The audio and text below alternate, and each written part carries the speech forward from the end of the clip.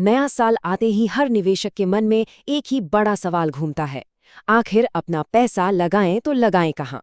चलिए आज इसी सवाल की तह तक जाते हैं और देखते हैं कि निवेशक अक्सर कौन सी सबसे आम गलती कर बैठते हैं।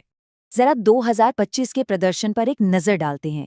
इक्विटी ने करीब 2.5% रिटर्न दिया, डेट ने 4%। ये तो ठीक ठाक था।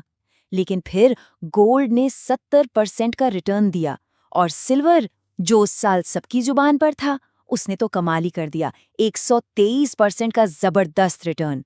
तो इसमें कोई शक नहीं कि 2025 का चैंपियन तो सिल्वर ही था। तो अब सबसे बड़ा सवाल यही है, क्या 2025 के इस हीरो पर 2026 में भी दांव लगाना समझदारी है? क्या सिर्फ एक साल के शानदार नंबर देखकर अपनी मेहनत की कमाई लगा देनी चाहिए?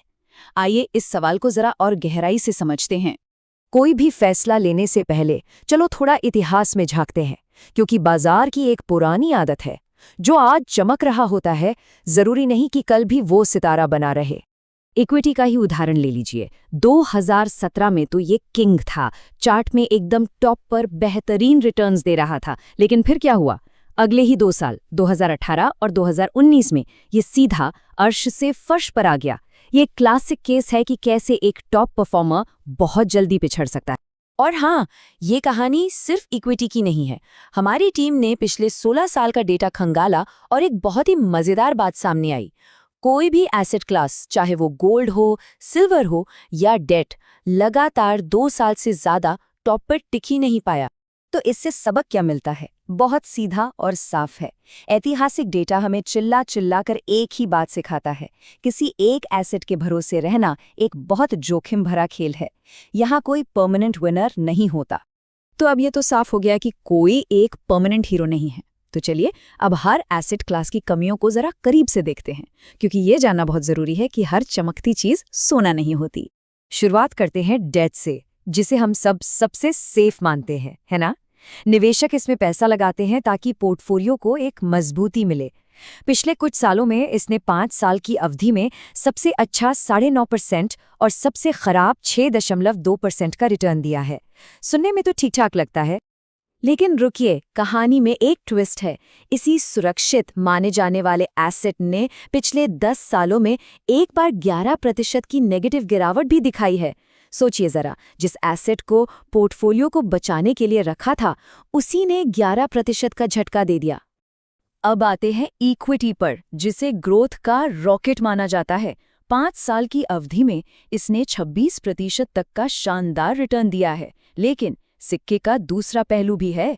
कुछ 5 साल की अवधियों में इसने -1.2% का नेगेटिव रिटर्न भी दिया है। मतलब पैसा बढ़ने की जगह घट भी गया। और अगर इसकी सबसे बड़ी गिरावट की बात करें, तो याद है कोविड क्रैश?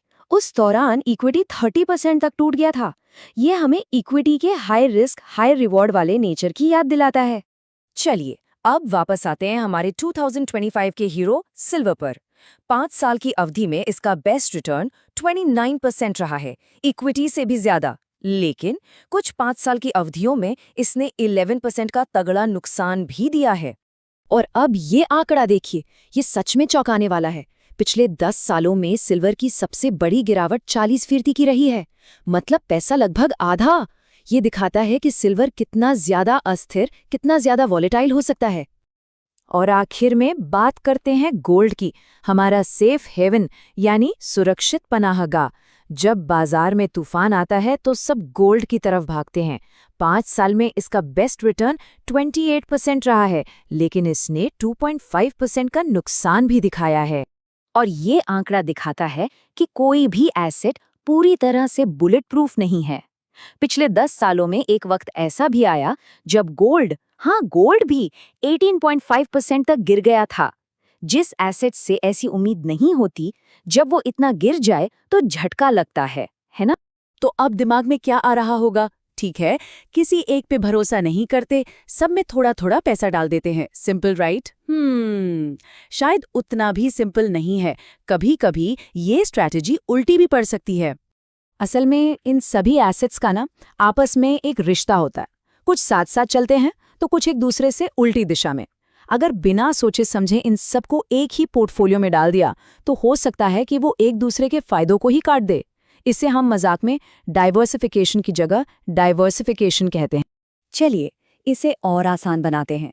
इस टेबल को देखिए, इक्विटी और गोल्ड इनकी आपस में बिल्कुल नहीं बनती। इक्विटी और डेट बस काम चलाओ दोस्त हैं, और गोल्ड और सिल्वर, जिन्हें हम एक अच्छा कॉम्बिनेशन मानते हैं, वो असल में काफी वॉलेटाइल दोस्त हैं। इसलिए सही कॉम्बिनेशन बनाना बहुत जरूरी है। तो हमने प्रॉब्लम समझ ली, एक के पीछे भाग नहीं सकते और सबको बस यूं ही मिला भी नहीं सकते। तो फिर इसका हल क्या है? चलिए देखते हैं कि इस पूरी उथल पुथल को मैनेज कैसे किया जाए। इसका एक बहुत ही प्रैक्टिकल और स्मार्ट जवाब है, मल्टी एसेट एलोकेशन फंड। इसका सीधा सा मतलब है कि एक ही फंड के जरिए आपका पैसा इक्विटी, डेट और गोल्ड जैसी अलग अलग एसेट क्लास में सही तरीके से बढ़ जाता है। और सबसे कमाल की बात क्या है, ये सारा भारी काम खुद नहीं करना पड़ता। एक प्रोफेशनल फंड मैनेजर बाजार का मूड देखकर ये सब खुद करता है। जब बाजार में जोखिम बढ़ता है तो वो इक्विटी कम कर देता है, जब स्थिरता चाहिए तो डेट बढ़ा देता है, और जब अनिश्चितता का माहौल हो तो गोल्ड का वजन बढ़ा देता है। मतलब पोर्टफोलियो अपने आप एडजस्ट होता रहता है। ठीक है, कॉन्सेप्ट तो समझ आ गया, पर अब सबसे बड़ा सवाल, एक अच्छा मल्टी एसेट फंड चुने कैसे? चलिए इसका भी एक सिंपल और प्रैक्टिकल तरीका देखते हैं। ये एक सिंपल 4 स्टेप का प्रोसेस है। पहला, किसी भी फंड स्क्रीनर पर जाकर मल्टी एसेट एलोकेशन कैटेगरी चुनें। दूसरा, लंबी अवधि के रिटर्न और एक्सपेंस रेशियो की तुलना करें। तीसरा, स्टैंडर्ड डेविएशन देखिए, मतलब रिटर्न में कितना उतार चढ़ाव है, जितना कम हो उतना स्मूथ सफर। और चौथा, रोलिंग रिटर्न जरूर देखें ताकि पता चले कि फंड ने अलग अलग बाजार के दौर में कैसा प्रदर्शन किया है। तो इस पूरी बातचीत का निचोड़ क्या है? यही कि एक साल के विनर के पीछे भागना एक बहुत बड़ा जाल हो सकता है। स्मार्ट निवेश का मतलब है सही समय पर सही संतुलन। तो अब सवाल यह है कि 2026 के लिए क्या रणनीति होगी? किसी एक चमचमाते सितारे पर दाव, या फिर एक संतुलित तरीका जो हर मौसम के लिए तैयार हो? वीडियो पसंद आए तो लाइक, शेयर और सब्सक्राइब करें।